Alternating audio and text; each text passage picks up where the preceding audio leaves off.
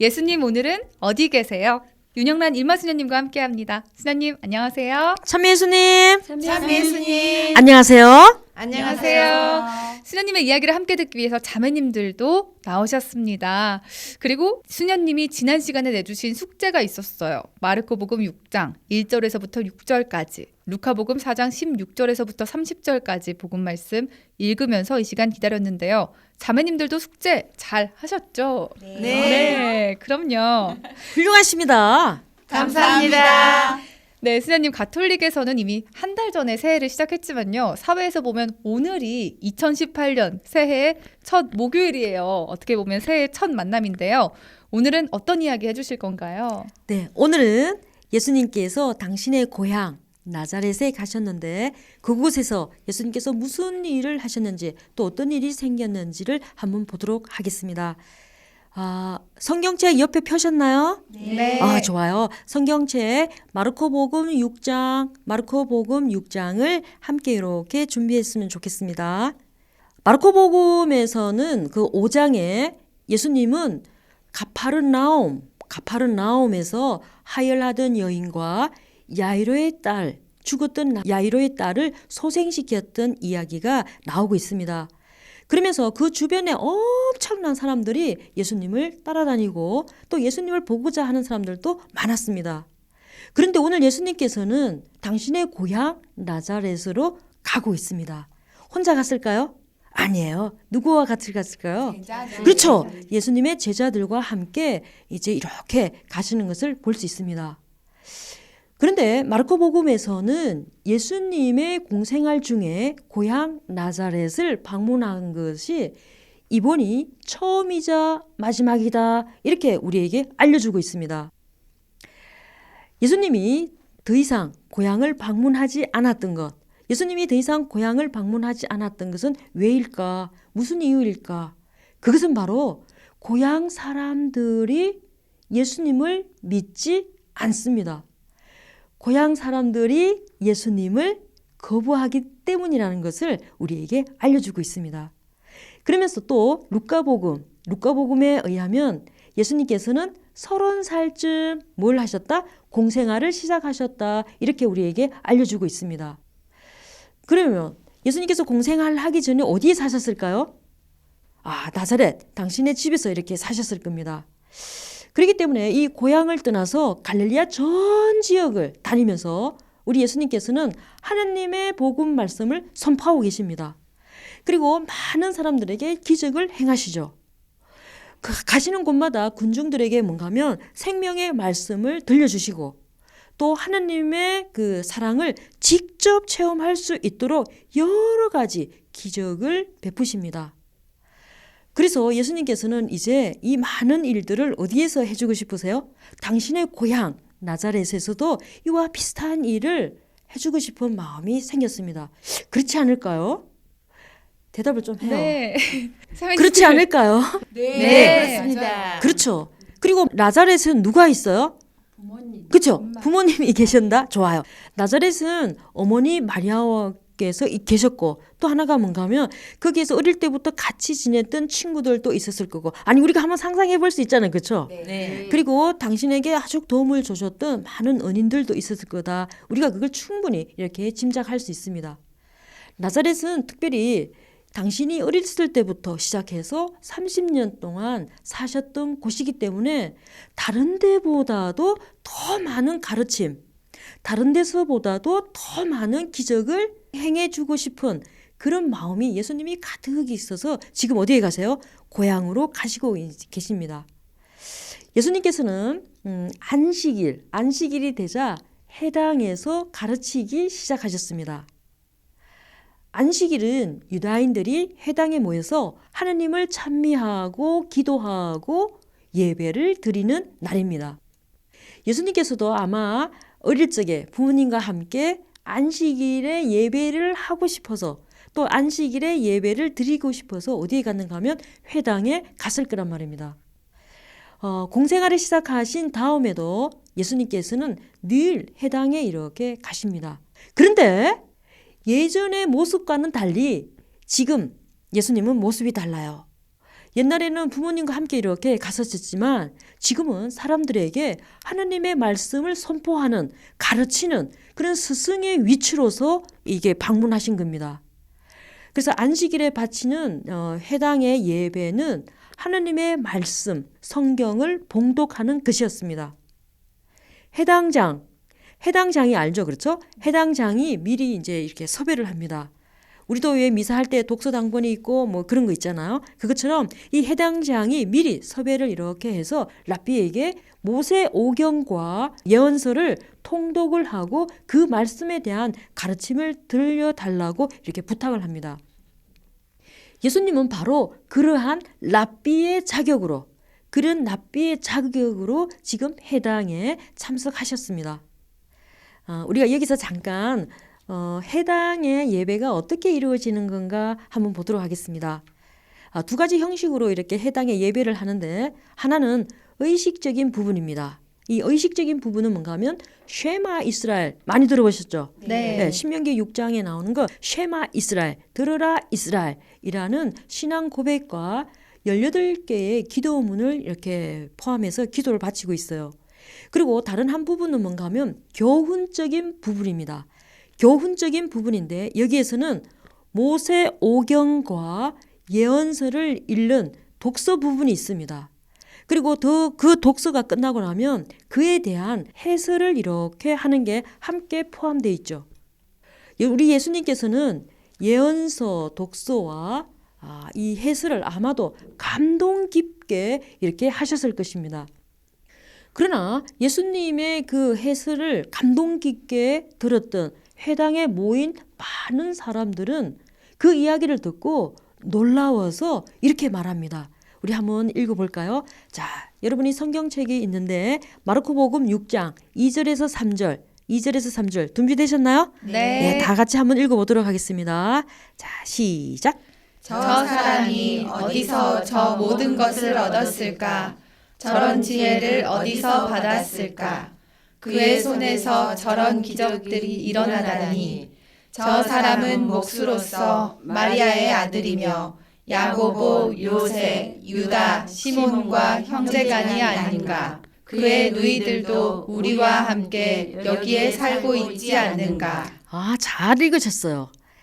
이처럼 예수님의 권위와 권능이 어디서 온 건지 궁금하면서도 그 사람들은 뭔가 하면 부모와 친척과 이름을 막 이렇게 나열합니다. 그러면서 예수님이 자기네와 다르다는 사실을 인정하기 굉장히 어렵다는 것을 여기서 이제 이렇게 표현하고 있습니다. 자신들과 다를 바 없는 평범한 시골 사람이 이 놀라운 능력을 얻게 되었다니 신기하기도 하죠. 그렇죠? 네. 그리고 또 한 거는 뭔가 한마디로 말하면 예수님이 하는 이 모든 것을 정말 받아들이기 싫다, 이 의미로서 아까 우리가 읽었던 그 구절을 얘기하고 있습니다. 정말 받아들이기 싫고 인정하고 싶지 않은, 아주 강하게 부정하고 싶은 그게 여기에 이렇게 내포되어 있습니다. 이것은 마음속에 예수님에 대한 믿음이 거의 없다는 것을 말해주고 있습니다. 만일 조금이라도 그런 믿음이 있었다면 예수님께서 아주 감동 깊게 말씀하셨을 때 다들 어떻게 해야 돼요? 탄복을 하면서 어머 훌륭하십니다. 너무 감동이 있었습니다. 이렇게 하면서 자기네들의 마음을 이렇게 내놓아야 되죠. 그리고 또 하나가 뭐예요? 우리에게 메시아를 보내주신 그 하느님을 찬양하는 게 마땅했습니다. 왜냐하면요, 그들은 지금 누구를 기다리고 있어요? 메시아를 기다리고 있습니다. 그러나 그들은 그분을 못마땅하게 여겼다, 이렇게 돼 있습니다. 그렇죠? 네. 그들은 그분을 못마땅하게 여겼다. 왜 못마땅하게 여겼을까? 그거는 자기네가 너무나도 잘 알고 있던 사람이었습니다. 왜냐하면 예수님께서 30년 동안 나사렛에서 살았기 때문에 거기에 뭐 직업이 뭐고 예수님이 어릴 때 어떻게 생활을 했고 그의 부모는 누구고 이런 걸 너무 잘 알기 때문에 이 사람이 그런 능력을 가지고 있다는 거에 대해서 믿고 싶지 않은 거죠. 그리고 자신들과 별반 차이가 없다고 여겼던 그 사람이 이제 이렇게 나오는 거죠. 그렇죠? 그리고 남다른 권위와 능력을 지닌 모습으로 나타난 사실을 못마땅하게 받아들이고 싶지 않은 그 마음이라는 것을 볼 수 있습니다. 그러면 우리가 루카복음으로 잠깐 한번 이렇게 가보도록 하겠습니다. 루카복음에서도 이렇게 살펴보면 4장에 우리가 먼저 읽어 오셨죠? 집에서. 네. 그 4장에서도 보면 뭔가 하면 예수님께서 공생활을 시작하시면서 고향 나자렛에 방문하셨다라고 우리에게 전해주고 있습니다. 안식일에 어디에 가셨다고 그랬어요? 회당. 그래요. 안식일에 회당에 이렇게 가셨습니다. 그래서 회당 안에 있던 사람들은 그 자기들 회당을 방문했던 그 예수님께 히브리어 성경 가운데 한 부분을 읽고 어떻게 해달라? 해설해달라고 요청을 이렇게 하는 부분이 나오고 있습니다. 그래서 예수님께서는 이사야서 61장 1절에서 2절을 택해서 읽으셨습니다. 우리가 그 부분을 이렇게 잘 보면 그 구절에 이사야 예언자는 이름을 밝히지 않았지만 하느님에게 기름 부은 받은 한 인물에 대해서 이렇게 얘기하고 있습니다. 하느님에게 기름 부음을 받았다는 것은 그가 바로 누구이다? 메시아다. 이거를 뜻하는 것 중에 하나입니다. 자, 여기서 용어 정리 잠깐 할게요. 이 메시아는 기름 부음이라는 뜻으로서 이제 히브리어죠. 그리고 그리스도는 같은 뜻으로서 그리스어 단어입니다. 그러면서 예수님께서는 이제 은혜로운 해를 선포하십니다. 이 새해를 맞이해서 우리 예수님께서 우리에게 은혜로운 해를 선포하신다. 굉장히 감동적입니다. 그렇죠? 우리 예수님께서 이제 은혜로운 해를 선포하시는데 이 은혜로운 해란 바로 하나님과 우리가 하나가 되는 시간입니다. 하나님과 누가 하나 된다고요? 우리처럼. 하나님과 우리가 하나가 되는 시간. 그리고 하나님과 화해하는 시간입니다. 그리고 그에게 용서를 받았기 때문에 우리의 모든 아픔과 고통, 죄 이런 것들이 치유가 됩니다. 치유가 되고 난 뒤에 또 자유의 시간을 갖게 되는 거죠. 이런 의미에서 은혜로운 해를 선포하는 겁니다. 그런데 바로 이 시간이 지금 도래했다고 선포하는 사람, 이 사람이 바로 이 메시아라는 것입니다. 이 역할을 하는 사람이 바로 메시아다 이거이죠. 그래서 한번 생각해 보세요. 나자렛 사람들이 회당에서 다 이렇게 예수님을 보고 있어요. 예수님을 쫙 보고 있는데 그 예수님께서 이사야가 예언한 기름 부음 받은 이가 바로 예수님 자신이다라고 선포합니다. 말이 돼요, 안 돼요?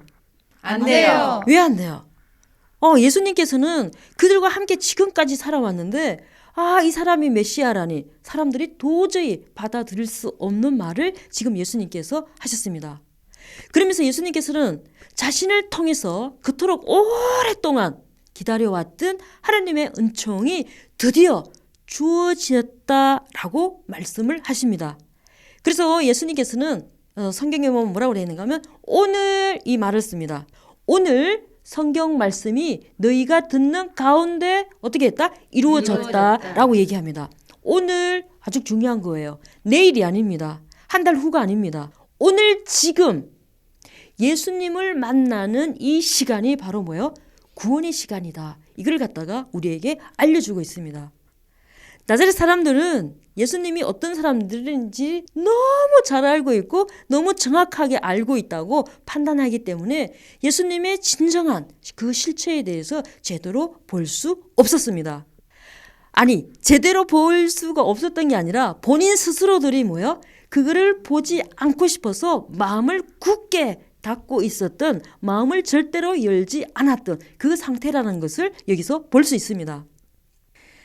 그러나 우리가 한번 생각해 보세요. 우리 주님은 늘 우리의 생각대로 또 우리의 판단대로 또 우리가 원하는 대로 행동하시는 분이 아니십니다. 훌륭하세요. 아시네요. 우리 주님은 우리가 생각에 우리의 판단을 뛰어넘는 아주 초월적이신 분이라는 것을 우리가 조금 알고 있어야 합니다. 그런데 우리는 때로는 주님을 우리의 생각대로 움직이고 싶어 합니다. 주님 이거 주세요. 뚝딱 이거 줘야 돼요. 주님 이 기도 들어주세요. 뚝딱 들어줘야 돼요. 근데 그 기도가 안 되면 뭐요? 이럴 수가 있어요. 냉담할 거예요. 이러면서 이제 냉담도 하죠. 우리가 바라는 모습으로 주님의 참 모습이 이게 형성된다고 착각하면 아주 곤란합니다. 하지만 그는 신앙은 나사렛 사람들이 보여준 것처럼 우리 마음대로 예수님을 생각하고 우리 마음대로 우리의 생각대로 우리의 판단대로 그렇게 생각을 한다면 나사렛 사람들이 보여줬던 거와 별반 차이가 없다는 것을 우리가 알 수 있습니다. 차라리 우리는 하나님을 우리 머릿속에 막 넣으려고 생각하지 말고 하나님의 그 전능하심에 우리가 어떻게 해요? 풍덩 빠지면 더 자유롭게, 더 기쁘게, 더 행복하게 하나님, 예수님을 만날 수 있습니다. 그래서 우리는 이 나사렛의 사람들처럼 잘못된 생각으로 인해서 하나님과 멀어지는 관계를 갖지 말아야 하겠습니다. 자, 그런데 그런 사고에 잡혀 있는 사람들에게 예수님께서 사실은 뭐 해줄 수 있는 일이 별로 없어요. 마음을 굳게 닫고 있고 마음을 열려하지 않고 믿지 않으려고 하는데 그 어떤 거를 해도 목표대가요 안 된다는 겁니다. 그래서 마음이 굳어 하나님의 사랑을 받아들일 수 없기 때문에 예수님께서는 당신의 고향 나자렛에서 몇몇 병자만 치유해 주십니다. 그리고 몇몇 다른 사람들에게만 기적을 베풉니다. 얼마나 마음이 아팠을까요? 그렇죠? 그러면서 더 이상 기적을 행하지 않았던 그 이유는 그 나자렛에 있던 사람들이 그 믿음으로 치유되는 것을 보면서도 불구하고 여전히 뭐예요? 믿음을 갖지 않았기 때문입니다. 믿음이 없으면 아무리 많은 기적이 일어나도 그것을 하나님의 사랑으로 이해하고 받아들이지는 못합니다. 다른 기적을 아무리 행한다고 해도 병을 고친다고 해도 믿음이 없으면 아무것도 아니라는 것을 여기서 보여주고 있습니다. 그런데 예수님은요 오늘 놀라셨어요. 왜냐하면 그 나사렛에 있는 사람들을 보고 믿음이 없는 것을 보고 깜짝 놀라하십니다. 우리 한번 생각해 보세요. 혹시 예수님께서 우리가 사는 곳에 오셨어요. 그리고 나의 믿음을 이렇게 보십니다. 그런데 우리의 믿음을 보고 예수님께서 어떻게 해요? 깜짝 놀라는 일이 없도록 했으면 좋겠습니다. 왜냐하면 겉으로 보기에는 뭐예요? 믿음이 철철철철 넘쳐앉아요. 믿습니다. 믿습니다. 믿습니다. 그런데 우리 예수님께서 속을 이렇게 보니까 믿음이 빵이야. 믿음이 하나도 없어. 너무 잘 믿어서 놀라시지 않을까요? 그럴 수도 있죠. 그런데 오늘 우리가 예수님이 나에게 와서 내가 진짜 믿음이 없어서 놀라는 일이 없도록 너무 내가 철저히 예수님을 믿기 때문에 예수님께서 나에게 모든 것을 다 베풀어 주고 싶은 그런 놀라움을 가졌으면 좋겠습니다. 그런데 혹시 우리가 믿음이 부족하다고 고백할 수도 있어요. 그렇죠? 그래서 오늘 우리가 예수님께 이렇게 기도해 보면 좋겠습니다. 예수님, 저에게 믿음을 더해 주십시오. 예수님, 저에게 믿음을 더해 주십시오. 자, 그러면 우리도 한번 믿음을 청해 볼까요? 자, 시작. 예수님, 저에게 믿음을 더해 주십시오. 믿음이 철철 넘쳐 흐릅니다. 자, 우리는 나사렛 사람과 같은 그런 잘못을 저질러서는 안 됩니다. 그러면 무엇보다도 우리의 생각대로 판단하지 말고 우리가 먼저 마음을 주님께로 활짝 늘어놓아야 되겠습니다. 우리 주님, 우리 예수님은 우리 인간을 초월하신 하나님이시기 때문이라는 것을 조금 기억했으면 좋겠습니다. 우리 믿음은 예수님을 통해서 하나님의 생명과 하나가 되기를 바라고 또 이를 위해서 우리의 모든 희망과 삶을 투신했으면 좋겠습니다. 그런 믿음이 있어야지만 예수님께서 베풀어 주시는 온갖 축복, 온갖 은혜를 풍성하게 받아서 누릴 수가 있을 것입니다. 네, 오늘 저희가 함께 청한 기도, 예수님 저에게 믿음을 더해 주십시오라는 화살기도 방송을 들으면서 아마 많은 분들이 주님의 은총을 청하고 계실 것 같은데요. 예수님께서 우리의 믿음을 보고 정말 깜짝 놀라시지 않도록 기도 중에 자주 청하도록 하겠습니다. 수녀님, 지난 시간과 오늘까지 2주에 걸쳐서 예수님의 고향인 나자렛에서 예수님을 만났는데요. 다음 주에는 어디로 가서 예수님을 만나나요? 다음 주에는 카나 지역으로 가보도록 하겠습니다. 카나 지역에 대한 내용을 더 잘 이해할 수 있도록 숙제 내주시죠. 네, 다음 주를 기다리면서 요한복음 2장 1절에서 12절, 요한복음 4장 34절에서 54절을 꼭 읽어오세요. 네. 요한복음 2장 1절에서부터 12절, 4장 34절에서부터 54절까지 필독하면서 다음 주를 기다릴게요. 오늘 예수님이 나자렛에서 은혜로운 해를 선포하셨는데 새해를 맞아서요. 우리 자매님들도 예수님께 청하고 싶은 것들이 있다면요. 남편과 딸 둘 이렇게 있는데 그냥 건강을 원하고 오늘 공부를 통해서 생각한 건데 성경을 통해서 올 한 해 성경을 통해서 저희 가족 모두 참된 가정 만들 수 있도록 믿음을 더해 주셔서 이 말과 함께 참된 성가정으로 나고 싶습니다. 저는 갑자기 소통을 한번 생각해 봤어요. 아까 그 가족들이 나자렛에서 가족들이 예수님 그걸 받아들이지 않았잖아요. 믿음을. 그래서 저도 가족과 가족 또 공동체 안에서 그래서 모두들 마음 활짝 열면서 많은 대화로 소통이 이루어졌으면 감사하겠습니다. 네, 스님 저희 다음 주에 만나겠습니다. 감사합니다. 감사합니다. 다음 주에 봬요.